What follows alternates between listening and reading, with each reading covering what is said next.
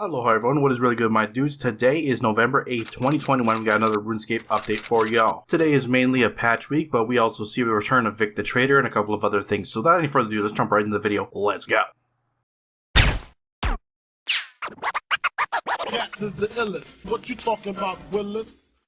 Alright guys, to start off the video, I just want to let you know that there's a new double XP care package if you are interested. Available today until the 30th of November. For one bond, you can get yourself 15 advanced pulse cores, cinder cores, 4 large skilling training dummy crates, 5 medium protean packs, 5 medium portable packs, 12 protean power-ups, a large dwarven toolbox, 5 combat dummies, and 3 aura refreshes. Each player has a maximum purchase limit of 5 care packages, and it is not available to Iron Man. Next up, we have the return of Vic the Trader. He'll be around today until November 22nd. Head on over south of Berthorpe Bank, spend your bonus XP, and buy a bunch of things like lamps, skilling outfits, etc. And lastly, before we jump into the patch notes, I just want to know that Duel Arena staking has been drastically reduced. As of today, no more than 50 mil in value can be staked per fight. This is a short-term solution. They have some bigger plans later in the early parts of next year. This is also a huge attempt to tackle real-world trading, and they have said that out of all the bans they've dished out for real-world trading, Duel Arena is the source of 38% of those bans. So I guess we'll find out later next year what is to come of the Duel Arena going forward. It is Elder God Wars related, but we don't know exactly what that is, so we'll see when that comes. Finally, we're going to now shift on over to those patch notes and see what's changed with today's update. So let's check it out. Players can no longer stake items within the Conquest minigame, implemented some feedback to remove the junk chance on the Igneous Stone, which is now set to 0%. Balancing adjustments have been made to the Croesus skilling nodes. The Pernix Quiver is now dyeable. You can dye it red, blue, yellow, green, purple, orange, or black. Igneous Capes now stop the player's hand from numbing whilst fighting ice strike worms. Fixed an issue that caused the back button or escape key functionality to not work after closing a parent interface. Fixed an issue which caused the escape key or back button on mobile to no longer close parent interfaces. The astronomical achievement incorrectly required a crafting level rather than a rune crafting level. This has been corrected. You can now smith upgraded items with the base item in your inventory when your inventory is full. Destroying Lost My Marbles flame fragments directly from the bank now correctly updates which ones have been obtained, allowing the mini quest to be completed if you had previously done this. Fixed an issue that caused Treasure Hunter to reopen if you selected the Oddment Store button whilst having a bank pin set. Updated the layout of the checkboxes found within the pet interface in order to make it more user-friendly. Using the Augment Dissolver on the dyed Dark Sliver of Lang will no longer remove the dye. Karasi's Sword Effect will now correctly scale to the player's melee accuracy rather than magic accuracy. Moving on to some other changes, they've added a login check to convert any old raffle tickets into lucky dip tickets. Players can now preview bond packages on the marketplace if they do not have any bonds. Fixed a presentation of the Treasure Hunter banner image on a mobile home screen. Banner was a few pixels off its positioning. The wave counter is no longer located in the middle of the screen on mobile. Fixed a presentation issue on mobile which caused visual inconsistencies with the login play button. The world select list no longer resets position after dismissing the confirmation box via no. Updated the world select screen to no longer close after selecting no on the confirmation screen. Issue where the boss HP UI element blocks a large portion of the screen has been fixed. Added the background blur during character customization, head and beard choices. Updated the menu button style / presentation and font on the login screen, home screen, and lobby on mobile. Updated the wording on mobile lobby prompts when being pushed into the game. This was to improve language consistency in game. Text and buttons have been updated. This can be seen from any of the plus buttons on the mobile header bar. Updated the game launch messaging from the lobby to show the world number when pressed. The component previously showed logging in and now shows joining world X. And lastly, Elder God Wars has released a whole bunch of chase items. However, they're seeing prices sky high as demand increases, but low drop rates are failing to meet this demand, resulting in an unpleasurable experience for both buyers and boss killers. So the drop rate for the following items in Elder God Wars Dungeon have been dramatically increased. Magma Tempest Codex drop rate has been increased by 100% in both normal and hard mode. Scripture of Full has been also increased by 100% both modes. Pieces of the Fractured Staff of Armadale drop rate rate has been increased by 66%, and the same 66% increase for the Exekel sword. That is it for your patch notes. Links to everything discussed in this video will be down in the description below. Head on over there, check them out. With that, I'm going to wrap up the video. If you enjoyed it, hit that like button. If you want to stay up to date on all things RuneScape related, then hit that subscribe button. Anyways, I appreciate you watching. I am out. Aloha.